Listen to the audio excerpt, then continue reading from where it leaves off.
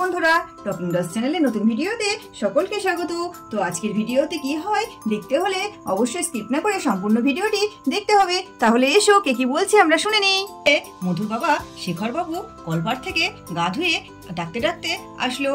ওই গো, শুনছো? দাও, দুটো দাও, তাড়াতাড়ি খেতে দাও। খেয়ে দিয়ে আমি আবার বেরোবো, আমার দেরি হয়ে যাচ্ছে তো। খাবার দাবার খুললে? হ্যাঁ গো, দিচ্ছি, বসো। কিন্তু তোমার কি মাথায় আছে আর তো 2-4 দিন পরেই মধুর আশীর্বাদ, লোকজনকে নিমন্ত্রণ করা, এই সমস্ত কিছু তুমি কি সেরেছো? আরে হ্যাঁ হ্যাঁ, হয়ে যাবে, অত চিন্তা করো না তো। আরে আমি কি শুধু চিন্তা করি? তোমার এরকমই কথাবার্তা। তোমাকে একটা দায়িত্ব দিলে তুমি ঠিকঠাক পালনও করতে পারো না। আচ্ছা শোনো, তুমি কি লিস্টটা করেছো কি কি খাওয়ানো হবে আত্মীয় স্বজনদের? হ্যাঁ হ্যাঁ, আরে বসো, দেখি তাহলে দুজন মেরে একটু আলোচনা করেই নি। আর মাধব ওদিকে কি করছে? মাধব ফোন করছে কারোর কাছে। তো কাকে ফোন করছে এসো বন্ধুরা আমরা শুনে নিই। হ্যালো, সবুজ ডেকোরেশন? আচ্ছা আচ্ছা, বলছি এই আমাদের বাড়িতে আর 3-4 দিন পরে একটা এঙ্গেজমেন্ট অনুষ্ঠান আছে, তো আপনাদেরকে টেন্ডারটা দেবো ভাবছিলাম। তো আপনারা সেই মতো চলে আসবেন, ঠিক আছে? আর হ্যাঁ, অবশ্যই ফুল দিয়ে সাজাতে হবে, আর একটা পেছনে ব্যাকগ্রাউন্ড করবেন, এবং এই যে একটা স্টেজ টাইপের কিছু করবেন যেখানে অনুষ্ঠানটা হবে। আচ্ছা ঠিক আছে, আমি রাখছি। বিস্তারিত আমি বাজারে গিয়ে আপনাদের সামনাসামনি বলে দেবো, আর পেমেন্টের ব্যাপারটা তখনই সেরে ফেলবো। বন্ধুরা, তোমরা কি বুঝতে পারছো রীনা দেবীদের বাড়িতে ঠিক কিসের অনুষ্ঠান হতে চলেছে? ঠিক ধরেছো, রীনা দেবীর বাড়িতে মধুর আশীর্বাদের অনুষ্ঠান হতে চলেছে। তো একেবারে স্কিপ না করে সম্পূর্ণ ভিডিওটি দেখতে থাকো। আরে মাধব ওদিকে ব্যস্ত আছে, দেখতে পাচ্ছ না? ফোনে কথা বলছে, ডেকোরেশন করবে না সেই জন্যে। আর শোনো শোনো, তোমাকে যে কথাগুলো বলছি আশীর্বাদের অনুষ্ঠান, মাছ তো একরকম দিলে হবে না, 3 রকম মাছ লাগবে। পাতে ভাজা দিতে হবে, বাটা মাছ, আর ইলিশ মাছের সর্ষে বাটা করব, আর হ্যাঁ কাতলা মাছের কালিয়া করব। এই সমস্ত মাছ কিন্তু তুমি একটু বাজারে অর্ডার দিয়ে দিও। আচ্ছা আচ্ছা, আমি মাছটা না হয় অর্ডার দিয়ে দেবো, কিছু টাকা পয়সাও দিতে হবে, তুমি যাওয়ার সময় একটু বার করে দিও।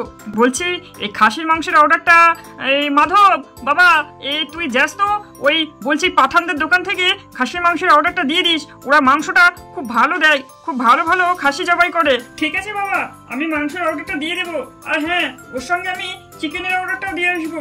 আর বলছি মিষ্টির দোকানের অর্ডারটা তোমার দিতে হবে না, তুমি ঠিক পারবে না। আমি ভালো ভালো মিষ্টি দেখে দেখে অর্ডারটা দিয়েই দেবো।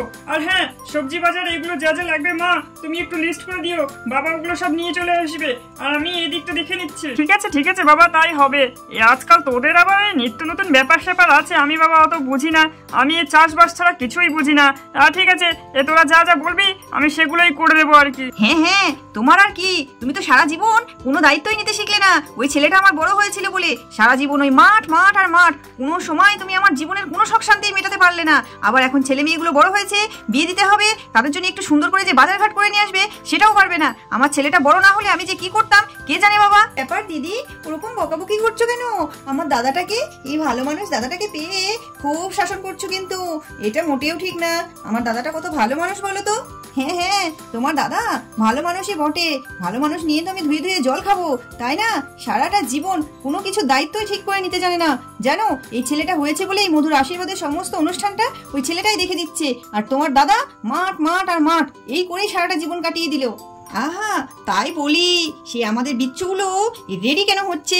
তো বলছি মধু কি কোথাও যাবে? আমার সে বিচ্ছুটা তো একেবারে নতুন জামা কাপড় পরে রেডি হয়ে আছে, দিদির সঙ্গে যাব, সেই জন্য আমিও দেখতে এলাম তোমরা সব কোথায় যাচ্ছ। হ্যাঁ হ্যাঁ কাকিমা, এই তো এই সবাই মিলে আমরা একটু শপিং এ যাবো, এই আর কি।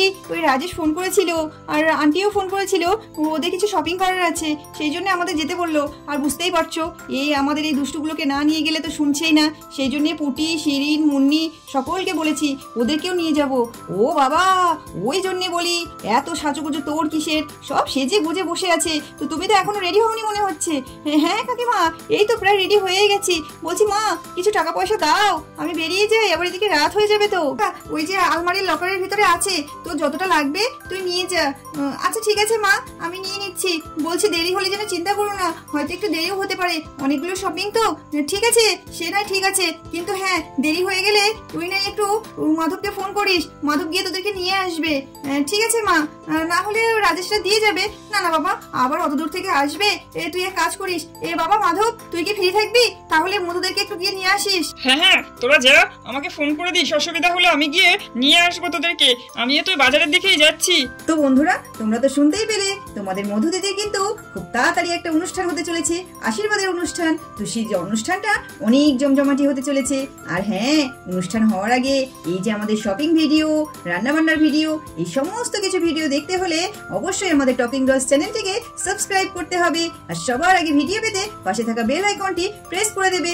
ভিডিওগুলো ভালো লাগলে লাইক করবে আর কমেন্ট করে জানাবে ঠিক কেমন কেমন ভিডিও তোমাদের দেখতে ইচ্ছে করছে। তো আজকের ভিডিও এখানেই শেষ করছি। সবাই ভালো থাকবে, সুস্থ থাকবে। দেখা হচ্ছে পরবর্তী ভিডিওতে। আগামীকাল শপিং এর ভিডিও আছে। Tata, bye bye.